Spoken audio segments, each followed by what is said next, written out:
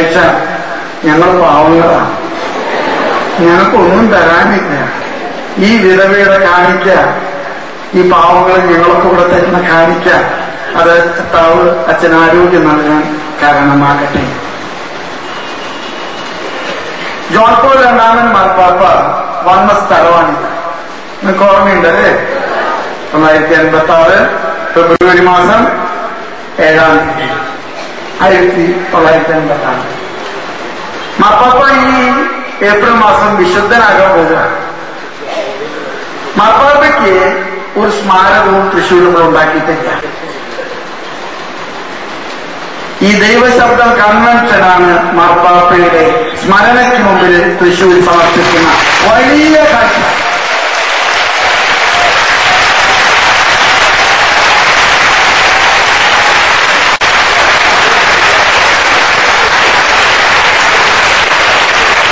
ഞാനിതിന്റെ കാലമാറ്റൽ കർമ്മം നടത്താൻ വന്നു കഴിഞ്ഞപ്പോ പ്രാർത്ഥനയുടെ ഉച്ചസ്ഥായിൽ ഞാൻ പറഞ്ഞു, സകല മാലാഖമാർ സകല വിശുദ്ധരുടെ ഉണ്ട്, അവർക്കൊക്കെ നേതൃത്വം കൊടുക്കുന്നത് വിശുദ്ധനായ ജോൺ പോൾ രണ്ടാമൻ മാർപ്പാപ്പയാണ്. ജോൺ പോൾ രണ്ടാമൻ മാർപ്പാപ്പയുടെ പ്രത്യേക മാധ്യസ്ഥം ഈ കാലഘട്ടത്തിൽ സഭയ്ക്കുണ്ട്, പ്രത്യേകിച്ച് തൃശ്ശൂർക്കാർക്കുണ്ട് എന്ന് എനിക്ക് ഉറപ്പാണ്. മാർപ്പാപ്പ നമ്മെ അനുഗ്രഹിക്കും. മത്തായിയുടെ സുവിശേഷത്തില് 21-ാമത്തെ അധ്യായത്തില് കർത്താവ് ജെറൂസലേമിലേക്ക് പോകാൻ ആഗ്രഹിച്ചപ്പോ കർത്താവിന്റെ ആഗ്രഹം തോന്നി, സ്വല്പം ആർഭാടമായിട്ട് പോകണം, ആഘോഷമായിട്ട് പോകണം. ദാവീദിന്റെ സിംഹാസനാവകാശമല്ലേ, മാത്രമല്ല ജെറൂസലേമിൽ ചെന്നാൽ പിന്നെ അന്ത്യമാണ്, അവർ പിടിക്കും, അടിക്കും, വധിക്കും, ഉറപ്പാണ്. അതുകൊണ്ട് കർത്താവ് ശിഷ്യന്മാരോട് പറഞ്ഞു, മക്കളെ എനിക്ക് ഒന്ന് ആഘോഷമായിട്ട് പോകണം. പത്രോസ് എണ്ണ ഉണ്ടാക്കണമല്ല, ഉടക്കിന്റെ മധ്യസ്ഥന പത്രോസ്. അപ്പം വർദ്ധിപ്പിക്കാൻ വന്നപ്പോൾ ഉടക്കായിരിക്കും. പത്രോസ് പറഞ്ഞ 5 നയാ പൈസക്ക് ഗതിയില്ലാത്ത നീ ഈ ആവശ്യമില്ലാത്ത മോഹങ്ങളൊക്കെ വെറുതെ കൊണ്ട് നടക്കണേ, നടന്നു പോകാതെ ദൂരേ ഉള്ളൂ, ഇനി എവിടെ നിന്നാണ് വണ്ടി ഉണ്ടാക്കുക, വകുപ്പില്ലല്ലോ, ബഡ്ജറ്റ് ഇല്ലല്ലോ. ഇപ്പൊ കർത്താവ് പറഞ്ഞ് മുന്നോട്ട് പോകുക, ഒരു വീടിന്റെ മുറ്റത്ത് ഒരു കഴുതക്കുട്ടി നിൽക്കുന്ന കാണും, നിങ്ങൾ അതിനെ അഴിച്ചു കൊണ്ടുവരിക. ഉടമസ്ഥൻ തർക്കോന്നയിക്കും, ഉടമസ്ഥ ഉറപ്പായിട്ട് പറയും, അപ്പൂപ്പന്റെ കാലത്തുള്ള കഴുത നിങ്ങളുടെ സ്ഥാപന ജന്മ സ്വത്ത്, ഈ അടുത്ത് പ്രസവിച്ച കുട്ടിയാണത്, അത് ഞങ്ങളുടെ തറവാടിന്റെ പൈതൃക സ്വത്താണ്, നിങ്ങൾ എന്താ അഴിക്കുന്നേ? നിങ്ങൾ മറുപടിയായിട്ട് പ്രകാരം പറയണം. കാര്യം ഉയർത്തി പറഞ്ഞ് നിങ്ങൾ കർത്താവിന് 127 കൊല്ലം പഴക്കമുള്ള നമ്മുടെ രൂപതയിലെ കർത്താവ് ജെറൂസലേമിലേക്ക് നടക്കാൻ അഴിച്ച കഴുത കുട്ടികളാണ് ഈ ദൈവശബ്ദം കൺവെൻഷന്റെ പാവപ്പെട്ട സഹോദരങ്ങൾ.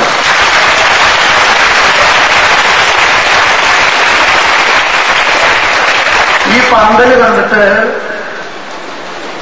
ആണ്ടൂസ് പിതാവ് ഇന്നലെ തൊട്ട് ഉറങ്ങിയിട്ടില്ല. 10 ആഴ്ച പോകും. ഇതിന്റെ കണക്ക് തീർക്കാൻ പറ്റാണ്ടായി കഴിഞ്ഞാല് പിന്നെ കുഴപ്പമുണ്ടാക്കാൻ പോയിട്ട് അറിഞ്ഞില്ല. പറ്റിപ്പിതാവിന് തലയ്ക്ക് സുഖമില്ലെന്ന് പറഞ്ഞ് രക്ഷപ്പെടാൻ കരിസ്മാറ്റിക്കാണ്. ആണ്ടൂസ് പിതാവിന് രക്ഷപ്പെടാൻ പറ്റും. ആണ്ടൂസ് പിതാവ് ഇന്നലെ തൊട്ട് എന്നോട് ചോദിക്കാൻ തുടങ്ങിയിട്ടുണ്ട്, സ്വപ്നകാലത്ത് മറ്റേ ജീവിതത്തിലുണ്ട്. ഞാൻ പറഞ്ഞത് ഒന്നും ആയിട്ടില്ല പിതാവേ, കരവിന്റെ അകത്ത് മണ്ണിട്ട് പോലെ ആയിട്ടുള്ളൂ. എനിക്ക് എന്റെ മക്കളോട് പറയാനുള്ളത്, ഈ പാവപ്പെട്ട ദൈവശബ്ദം മക്കൾ ഉറക്കം ഒളിച്ച് മുതൽ തന്നെ പാടുപെട്ട് പണിയെടുത്ത് ഈ കൺവെൻഷൻ നടത്തി, ഇത് കർത്താവിന്റെ മഹത്വത്തിന് കാരണമായി, നിങ്ങളുടെ നന്മയ്ക്കും വിമോചനത്തിനും വിടുതലിനും ഇത് കാരണമായെങ്കിൽ ആ പാവങ്ങള് ഇതിന്റെ പേരിൽ കണ്ണീരൊഴുക്കാൻ കാരണമാകരുത്. ഇന്ന് സ്വതന്ത്ര കാഴ്ച എടുക്കുമ്പോ കുറവുള്ളത് ഞാനതങ്ങനെ പറയുള്ളൂ. നിങ്ങൾക്കൊക്കെ ധാരാളം സാധിക്കുന്നവര്, എനിക്കറിയാം ഇതിന്റെ അടുത്തുള്ളവരൊക്കെ തൃശ്ശൂർ പട്ടണം വിലയ്ക്ക് വാങ്ങാൻ കഴിവുള്ളവരാണ്.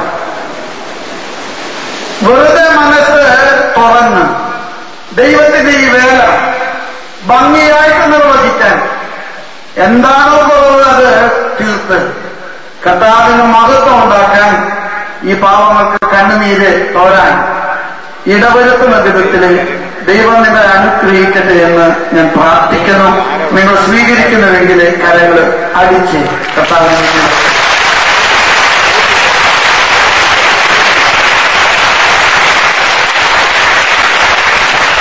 നിങ്ങളെ ഒന്നും പേടിക്കേണ്ട മക്കളെ. ഞാനൊരു കാര്യം കൊണ്ട് പറയാം, ദൈവത്തിന്റെ വേലയ്ക്ക് വേണ്ടി നിങ്ങൾ കൊടുക്കുന്ന ഒരു കാര്യവും നിങ്ങൾക്ക് നഷ്ടത്തിൽ കലാശിക്കില്ല.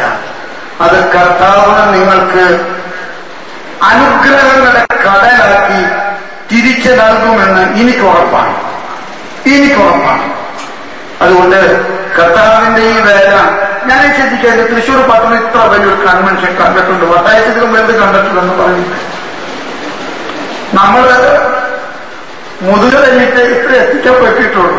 പക്ഷെ ഇതിന്റെ പിറകിൽ വന്നിട്ടുള്ള അധ്വാനം, ഇതിന്റെ പിറകിൽ വന്നിട്ടുള്ള നഷ്ടങ്ങൾ, ഇതിന്റെ പിറകിൽ വന്നിട്ടുള്ള സാമ്പത്തികങ്ങൾ ഒന്നും ഞങ്ങൾ ചിന്തിച്ചിട്ടില്ല. പ്രത്യേകിച്ച് പാവം സത്യം പറഞ്ഞു കഴിഞ്ഞാല് ഈ ദൈവശബ്ദം കൺവെൻഷന്റെ ആൾക്ക് അവർ ചാക്കി ചോക്കുന്നവരും ഇവിടെ ഓട്ടോറിക്ഷ ഓടിക്കുന്നവരാണ്. ഇവർക്ക് തമ്പരാൻ കൊടുക്കാത്ത ഒരു വലിയ കൃപയുണ്ട്. അച്ഛന്മാർക്കും കന്യാസ്ത്രീക്കൊക്കെ കൊടുത്തൊരു കൃപ ഈ പാവങ്ങൾക്ക് കൊടുത്തിട്ടില്ല. കണക്ക് കൂട്ടാൻ അറിയാൻ പാടില്ല. അവർക്ക് കണക്ക് കർത്താവിന്റെ കരുണ മാത്രമേ ഉള്ളൂ. അതുകൊണ്ട് തന്നെ ഈ കരുണയില് കർത്താവ് കരം പിടിച്ച് നടത്താൻ നമുക്ക് കൂടെ അതിൽ പങ്കുചേരാം. ദൈവം നിങ്ങളെ അനുഗ്രഹിക്കും. എനിക്ക് ദീർഘമായിട്ട് പ്രസംഗിക്കാനൊക്കെ ആഗ്രഹമുണ്ട്. ഈ കാപ്പ തന്നിട്ട് ബേബി എന്നോട് ചെല്ലിത് പറഞ്ഞു, പിതാവേ 1:30 സമയം. അതോടുകൂടെ നമ്മുടെ സർവ്വജ്ഞാനം തളർന്നിരിക്കുക. ആകെക്കൂടെ സങ്കീർത്തനത്തിലെ ഒരു വാക്ക് മാത്രമാണ് എനിക്കൊരു പ്രാർത്ഥനയുള്ളൂ. 51-ാമത്തെ സങ്കീർത്തനത്തിൽ ദാവീദ് പറയുന്നത് പോലെ, കർത്താവേ എന്റെ എല്ലാ ഞരമ്പും തളർന്നാലും പരിശുദ്ധാത്മാവിന്റെ ഞരമ്പ് തളർത്താൻ കർത്താവ് എന്നുള്ളതിനെ എടുത്തു കളയുക. സ്നേഹമുള്ളവരെ, ഈ കൺവെൻഷൻ അവസാനിക്കുമ്പോൾ വിശ്വാസ വർഷത്തിന്റെ സമാപന യാമത്തിലാണ് നമ്മൾ. വിശ്വാസ വർഷം സമാപിക്കുകയാണ്. പരിശുദ്ധ പിതാവ് ഫ്രാൻസിസ് മാർപ്പാപ്പ അതേക്കുറിച്ച് പറഞ്ഞത് എനിക്ക് വളരെ ഇഷ്ടമായി. മാർപ്പാപ്പ പറഞ്ഞു, ഈ ദിവസങ്ങളൊക്കെ മാർപ്പാപ്പ ഈ വിശ്വാസ വർഷത്തോടനുബന്ധിച്ച് ധാരാളം ചിന്തകൾ പങ്കുവെക്കുന്നുണ്ട്. മാർപ്പാപ്പ പറഞ്ഞൊരു ചിന്ത ഇതാണ്: ഒരു ദിവസം ആരംഭിക്കുകയും വേറെ ദിവസം അവസാനിക്കുകയും ചെയ്യുന്ന ഒരു പണിയല്ല വിശ്വാസത്തിന്റെ വീട് പണി. ഒരിക്കലും അവസാനിക്കാത്ത പണിതീരാത്ത വീടാണ് വിശ്വാസത്തിന്റെ ഭവനം. അതുകൊണ്ട് ഈ നവംബർ 24-ാം തീയതി വിശ്വാസ വർഷത്തിന്റെ സമാപന ചടങ്ങുകൾ നടക്കുമ്പോൾ പണി തീർന്നു കടകടച്ച് വീട്ടിലെ ഉറങ്ങാനുള്ള സമയമല്ല. പരിശുദ്ധ പിതാവ് പറയുന്നു, അവന്റെ 2ാമത്തെ ആഗമനം വരെ ജാഗ്രതയോടുകൂടെ, കരുതലോടുകൂടെ, തീക്ഷ്ണതയോടുകൂടെ കാത്തിരിക്കാനുള്ള ഒരവസരമാണ് ഈ വിശ്വാസവർഷത്തിന്റെ സമാപനം. ഇത് അവസാനമല്ല, ഇത് വിശ്വാസ സാക്ഷ്യത്തിന്റെ സമാരംഭമാണ്. പരിശുദ്ധ പിതാവ് അതുകൊണ്ട് ഈ വിശ്വാസവർഷത്തിന്റെ സമാപനത്തിന് എഴുതിയ ചാക്രിക ലേഖനം, മനോഹരമായിട്ടുള്ള ചാക്രിക ലേഖനം, വിശ്വാസത്തിന്റെ വെളിച്ചം എന്ന ചാക്രിക ലേഖനത്തിലെ ഈ വിശ്വാസ വർഷത്തിലെ നമുക്കൊക്കെ പ്രാർത്ഥന മാത്രമേ ഉള്ളൂ എന്ന് മാർപ്പാപ്പ പറയുന്നുണ്ട്.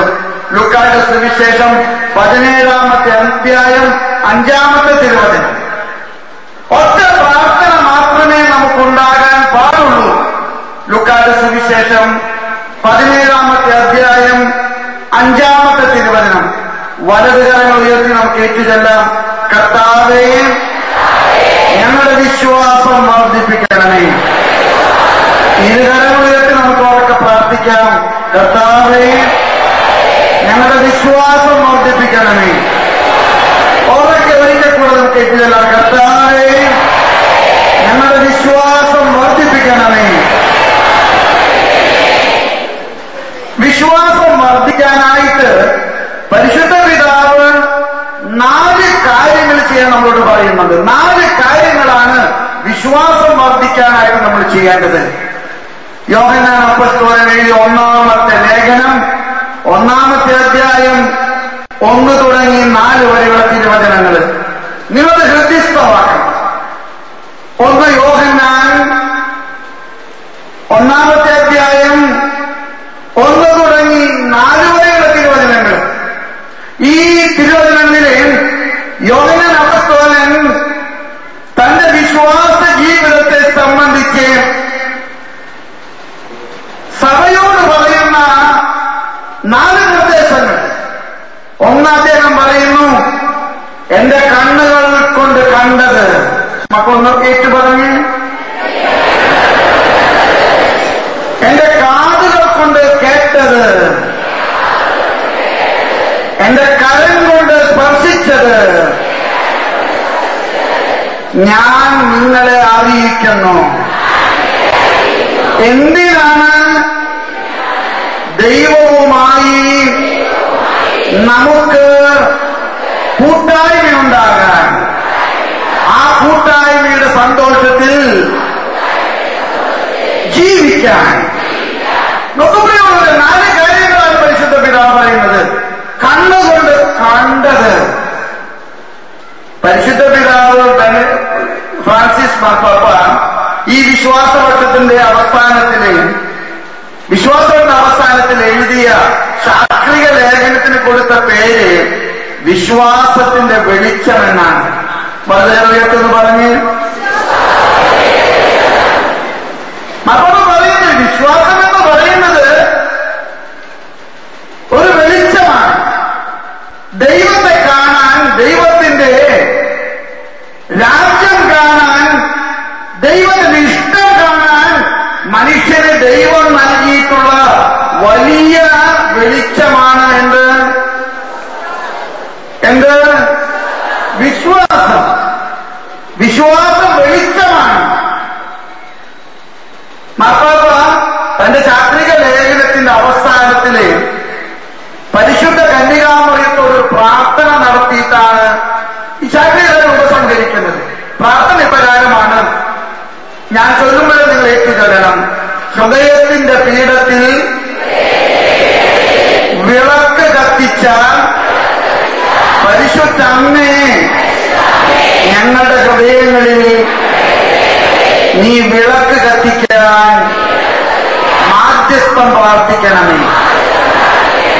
പരിശുദ്ധ പിതാവ് മറിയത്തെ വിളിക്കുന്നത് ഹൃദയത്തിന്റെ പീഠത്തിൽ വിളക്ക് കത്തിച്ച സ്ത്രീ. ലൂക്കായുടെ സുവിശേഷത്തിലെ 2-ാമത്തെ അധ്യായത്തില് നമുക്കറിയാം, ബാലനായ യേശു നഷ്ടപ്പെട്ട് അവസാനം യേശുവിന്റെ ശൈശവത്തെ സംബന്ധിച്ചുള്ള സുവിശേഷ പഠനങ്ങൾ അവസാനിപ്പിക്കുന്ന ഭാഗത്ത് മറിയത്തെ കുറിച്ച് പറയുന്ന ഒരു വചനമുണ്ട്. വചനം എടുത്തു പറയുകയാണ്. ആ വചനമാണ് വിശ്വാസത്തിന്റെ രഹസ്യം എനിക്ക് നിങ്ങൾക്ക് മനസ്സിലാക്കി തരുന്നത്. ആ വചനം പ്രകാരമാണ്. അവർക്കൊന്നും മനസ്സിലായില്ല, പക്ഷെ അവളെല്ലാം ഹൃദയത്തിൽ സൂക്ഷിച്ചു എന്ന് പറഞ്ഞ്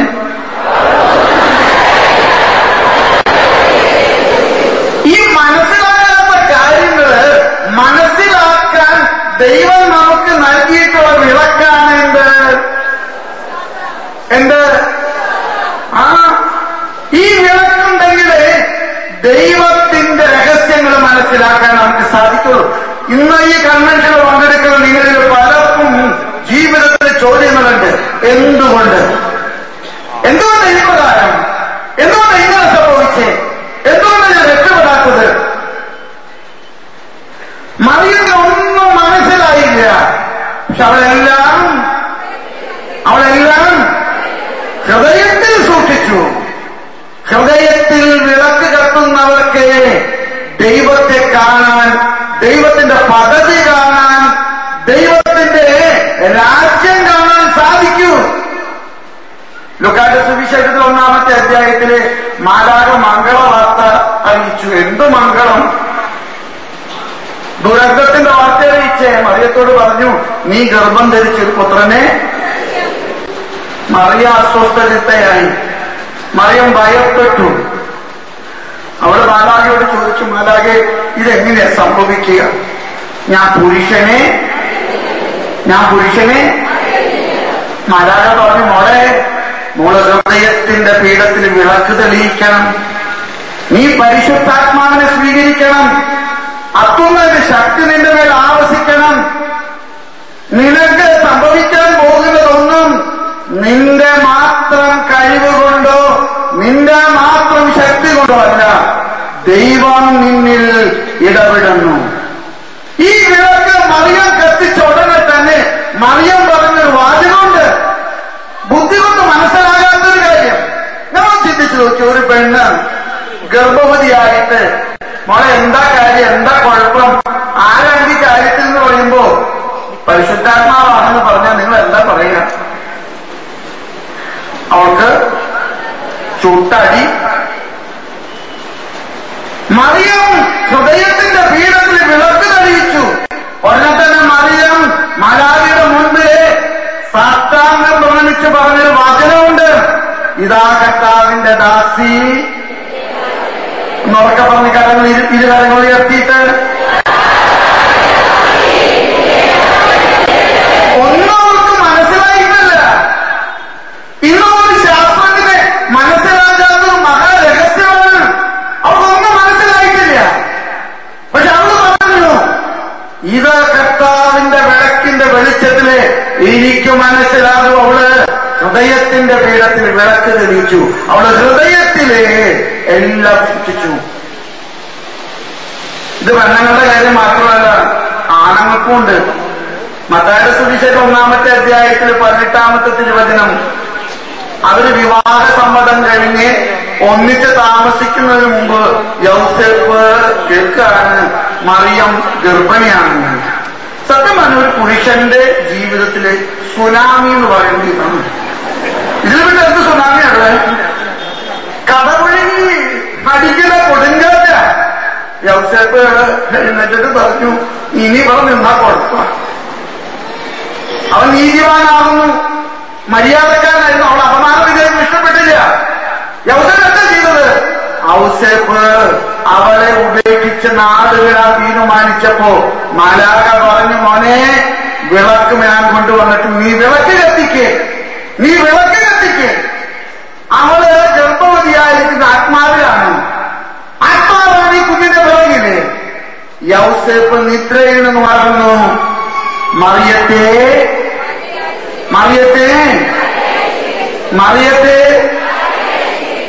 പൊന്നുമക്കളെ, ബുദ്ധി കൊണ്ട് മനസ്സിലാകുന്നത് അത് സ്വീകരിക്കുന്നതല്ല വിശ്വാസം.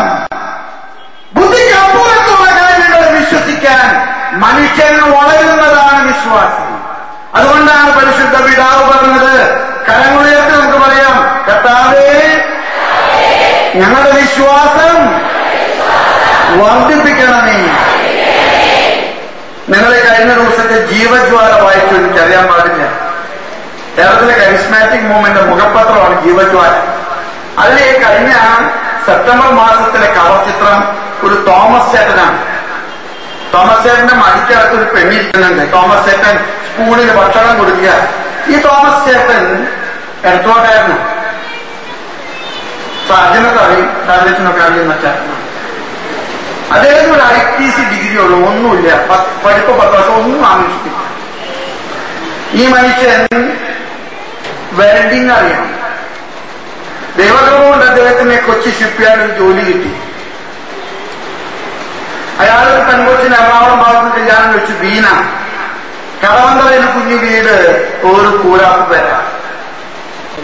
കല്യാണം കഴിഞ്ഞ ഒരു വർഷം കഴിഞ്ഞപ്പോൾ തോമസ് ചേട്ടന്റെ ഭാര്യ ഗർഭിണിയായി. ദൈവം സന്താന സൗകര്യങ്ങളുടെ അനുഗ്രഹിക്കുക. 8 മാസമായപ്പോൾ ഭാര്യ പ്രസവിച്ചു. ദുരന്തമായിരുന്നു. ഈ പ്രസവത്തിന്റെ ആഘാതത്തിൽ ഈ പെണ്ണ് തളർന്നുപോയി. സർവനാഡീ നരമ്പുകള് ചത്തുപോയി. ജീവശവം പോലെ കിടക്കുക. ഈ സ്ത്രീയുടെ രക്തചക്രമണം അവസാനിച്ചു. ബുദ്ധിക്കകത്ത് ഒരു മന്ദബുദ്ധിയുടെ ബുദ്ധി പോലുമില്ല. കഴിഞ്ഞ 25 വർഷമായിട്ട് തോമസ് ചേട്ടൻ സ്വന്തം ഭാര്യയെ കണ്ണിലെ കൃഷ്ണമണി പോലെ ശുശ്രൂഷിച്ചു. എല്ലാ ദിവസവും പ്രഭാതത്തിൽ എഴുന്നേറ്റാല് ഇവരുടെ വസ്ത്രങ്ങൾ അദ്ദേഹം കഴുകി വൃത്തിയാക്കും. മലമൂത്ര വിസർജനം കൈകൊണ്ടെടുത്ത് മാറ്റും.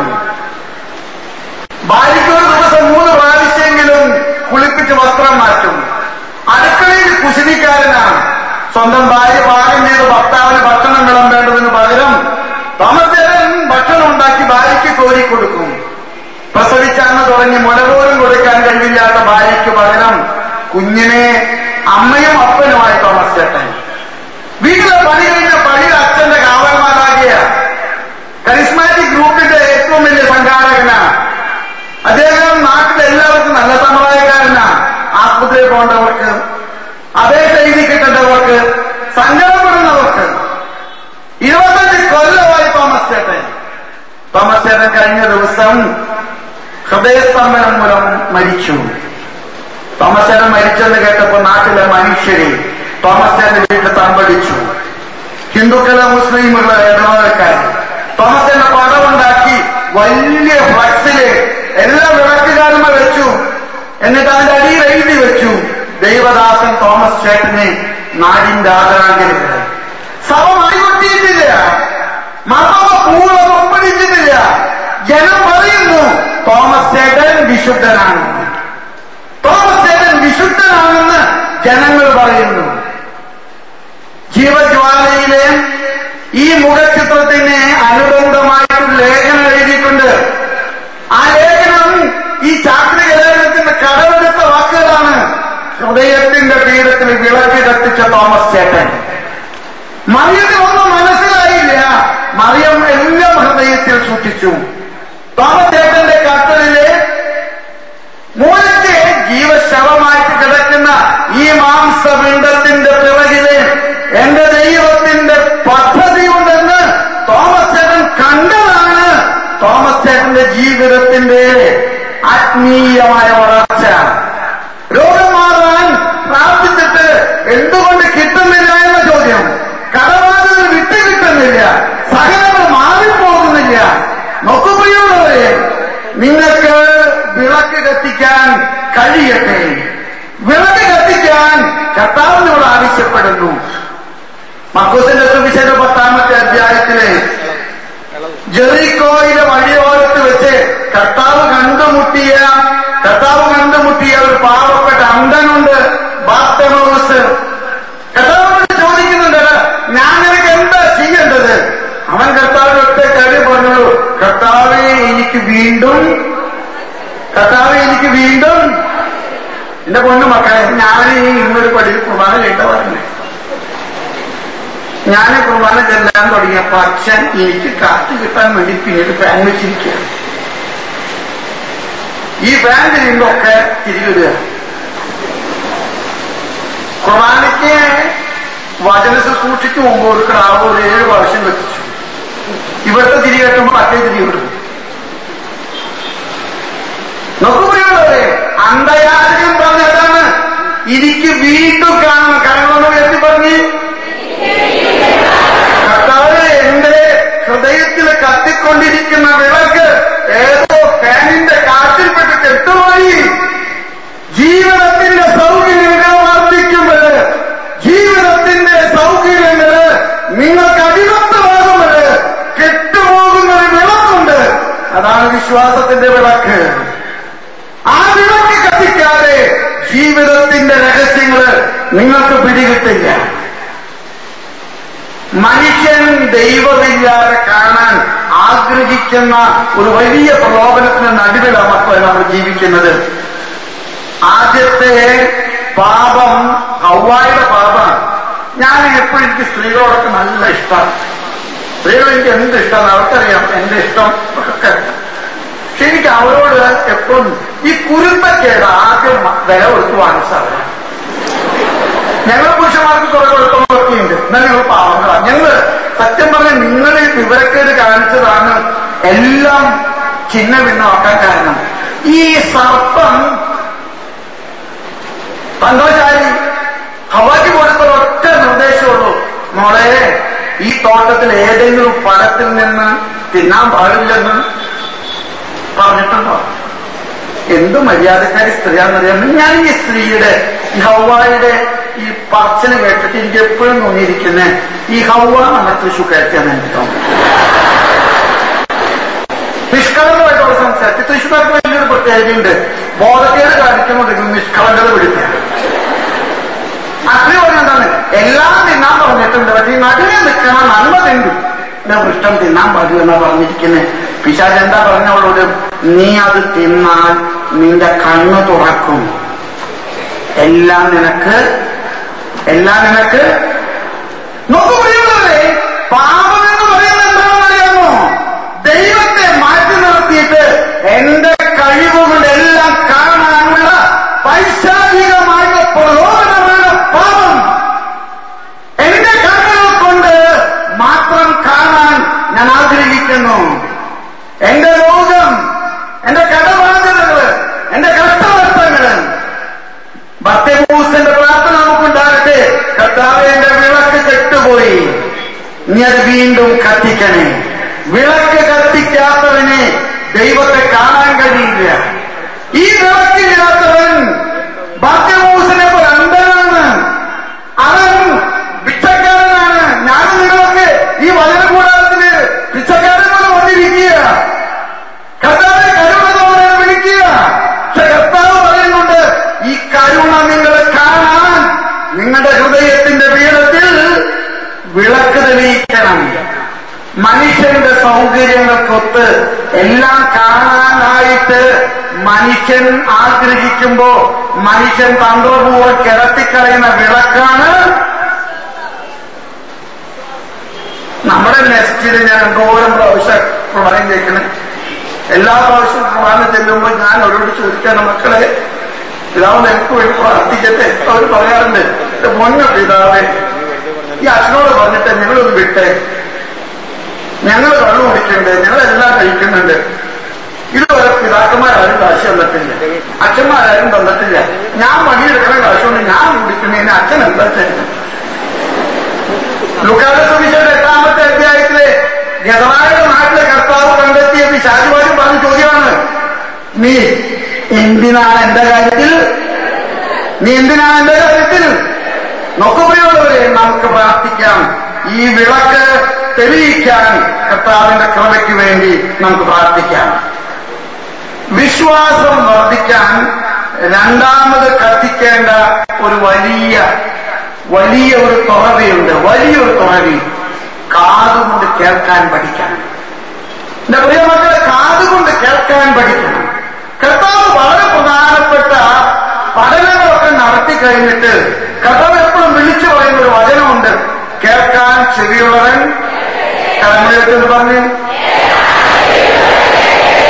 ഈ വട്ടാഴ്ച എന്തോരം വചനം പറഞ്ഞു.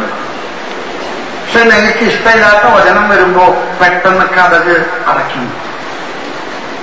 കേൾക്കാൻ ചെവിയുള്ളവൻ കേൾക്കട്ടെ. വിശ്വാസത്തിന്റെ വിളക്ക് കത്തണമെങ്കിൽ കേൾവി വളരെ പ്രധാനപ്പെട്ട ഒരു കാര്യമാണ്. റോമാക്കാർക്ക് എഴുതിയ ലേഖനം 10-ാമത്തെ അധ്യായം 7-ാമത്തെ തിരുവചനം. കേൾക്കാതെ എങ്ങനെ വിശ്വസിക്കും? ഒന്ന് പറഞ്ഞ മക്കളെ, കേൾക്കാതെ എങ്ങനെ വചനം കേൾക്കണം? നിങ്ങൾ ഈ ബെനഡിക്ട് 16 മാർപ്പാപ്പ മനോഹരമായ ഒരു പുസ്തകം എഴുതിയിട്ടുണ്ട്, ജീസസ് ഓഫ് നസറത്ത്. കത്തിയുള്ള പുസ്തകം, എനിക്ക് വായിക്കാൻ ഇഷ്ടമായിരുന്നു, ഞാനതൊക്കെ വായിച്ചു നോക്കിയിട്ടുണ്ട്. പക്ഷെ ഈ മാർപ്പാപ്പയോട് എനിക്കുള്ള മതിപ്പ് പോയൊരു പുസ്തകമാണ്. ഈ പുസ്തകത്തിൽ മാർപ്പാപ്പ പറയുന്നുണ്ട്, മറിയം ഈശോയെ ഗർഭം ധരിച്ചത് ചെവി കൊണ്ടാണ്. അറിയില്ലാത്ത കാര്യം ഉണ്ടാക്കിയിരുന്നപ്പോൾ യോസേഫും മറിയം ഒന്നിച്ച് താമസിച്ചിട്ടില്ല. അപ്പൊ ആ വകുപ്പിന് ഗർഭം ധരിച്ചൊരു വകുപ്പില്ല. അപ്പൊ നമുക്ക് പറയാനുള്ള മഴ രഹസ്യമാണ്, നമുക്ക് പിടി കിട്ടാത്ത രഹസ്യമാണ്, ഞങ്ങൾക്ക് അറിഞ്ഞുകൂടാ. പക്ഷെ മാർത്തോമ പറയുന്നത് മറിയം ഈശോയെ ഗർഭം ധരിച്ചത്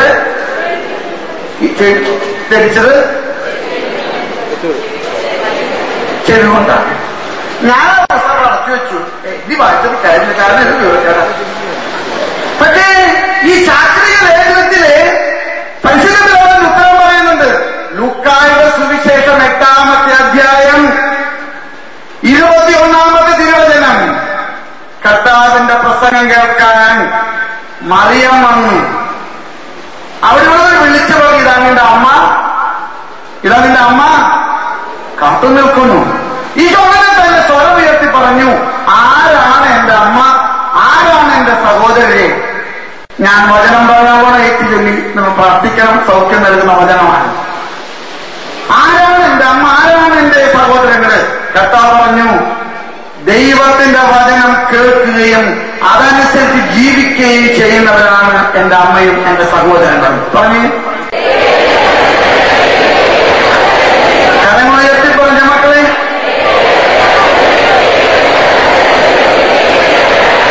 ഒരിക്കൽ പറഞ്ഞു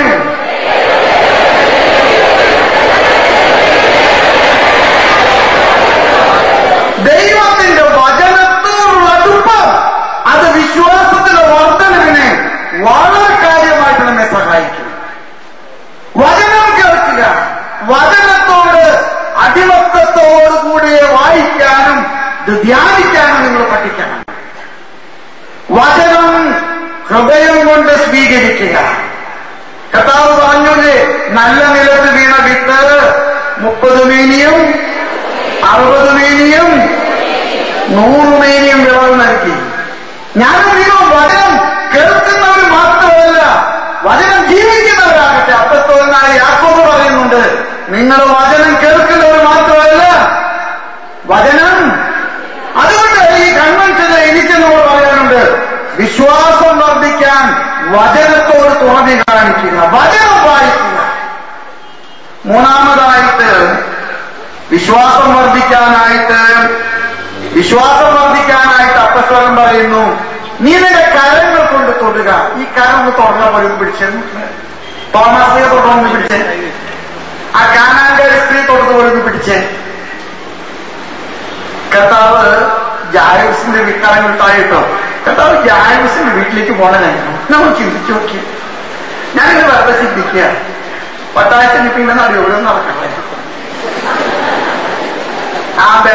ഇതൊക്കെ എടുത്ത് മാറ്റം നടക്കട്ടെ.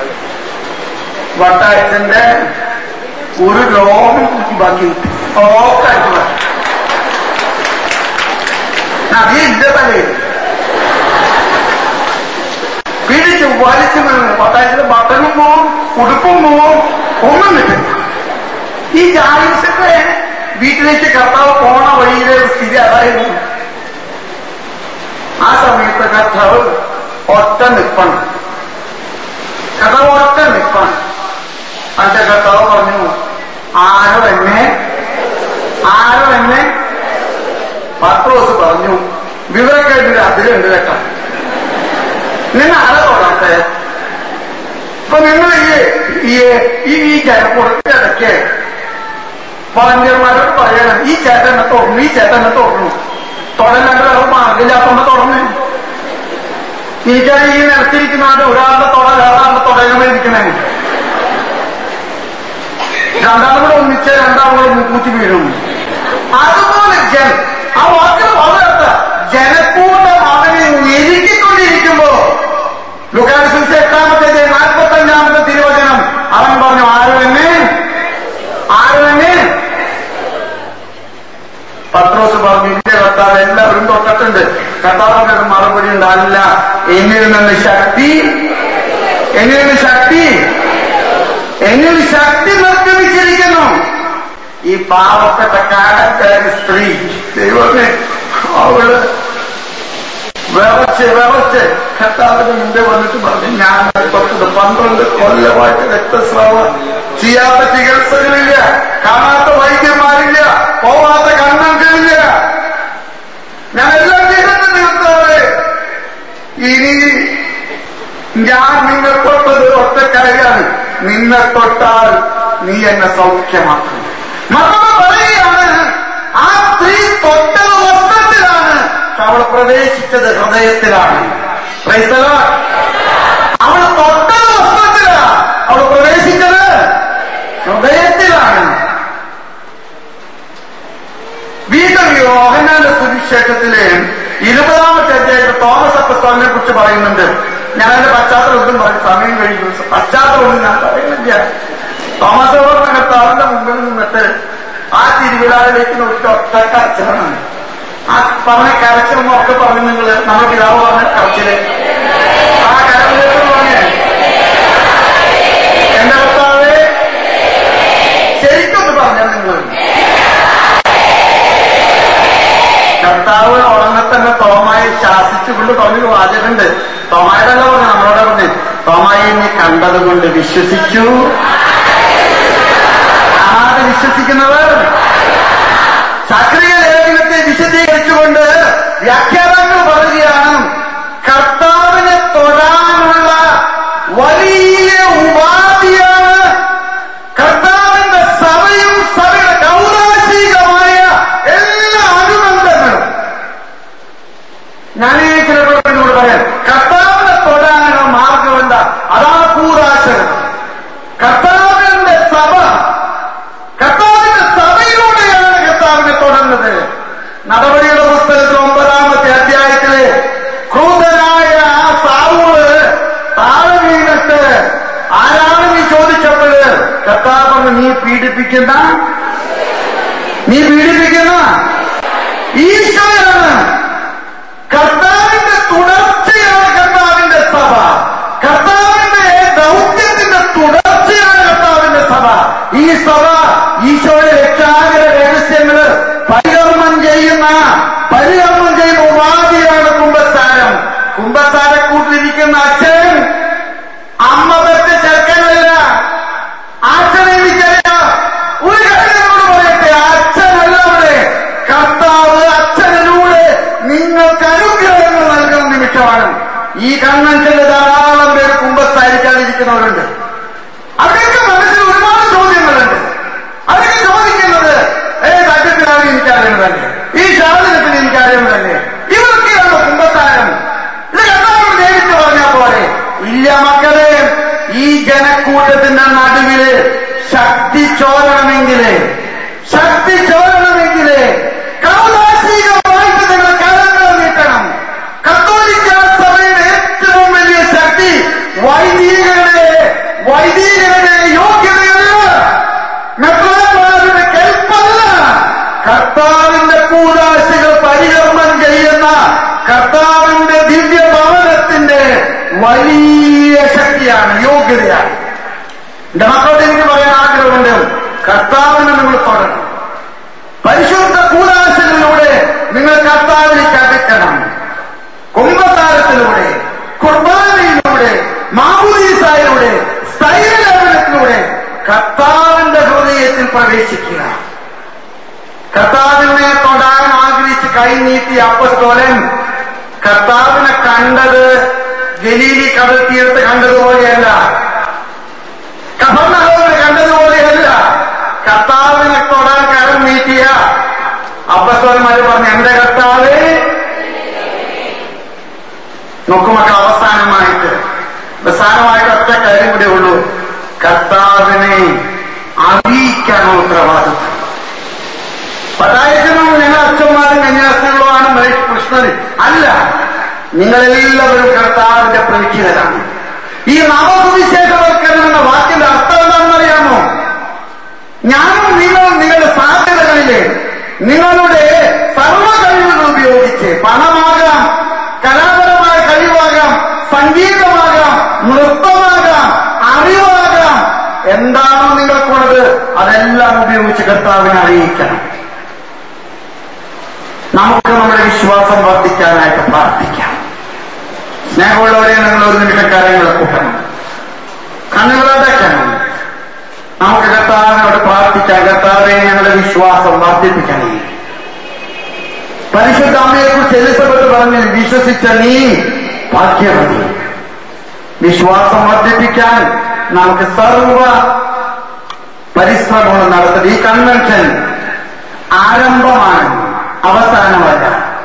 ഞാനും നിങ്ങൾക്ക് കർത്താവിന്റെ സുവിശേഷം സർവരെയും അറിയിക്കാൻ ഇറങ്ങിപ്പുറപ്പെടുന്നു. സെഹിയോൻ ഉട്ടിശാലയിലെ പന്തക്കുസ്തായ്ക്ക് ശേഷം അപ്പസ്തോലന്മാർ ലോക നാനാഭാഗങ്ങളിലേക്ക് ഇറങ്ങിയതുപോലെ ഇറങ്ങിപ്പോകാൻ നമുക്ക് കാരണമാകട്ടെ. പരിശുദ്ധമ്മ നമ്മെ അനുഗ്രഹിക്കട്ടെ. സകല വിശുദ്ധന്മാർ, പ്രത്യേകിച്ച് വിശുദ്ധനായ ജോൺ പോൾ രണ്ടാമൻ മാർപ്പാപ്പ നമുക്ക് കാവലും കോട്ടയും സംരക്ഷണമാകട്ടെ. ആമേൻ.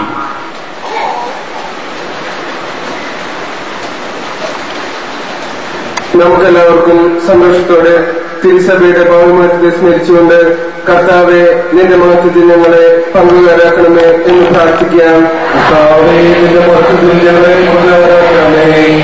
ലോകാവസാനത്തോളം ഞാൻ നിങ്ങളുടെ കൂടെ ഉണ്ടായിരിക്കും എന്ന വാഗ്ദാനമനുസരിച്ച് സഭയിൽ നിരന്തരം വസിച്ചുകൊണ്ട് അവളെ നിത്യഭാഗത്തിലേക്ക് ആനയിക്കുന്ന കർത്താവെ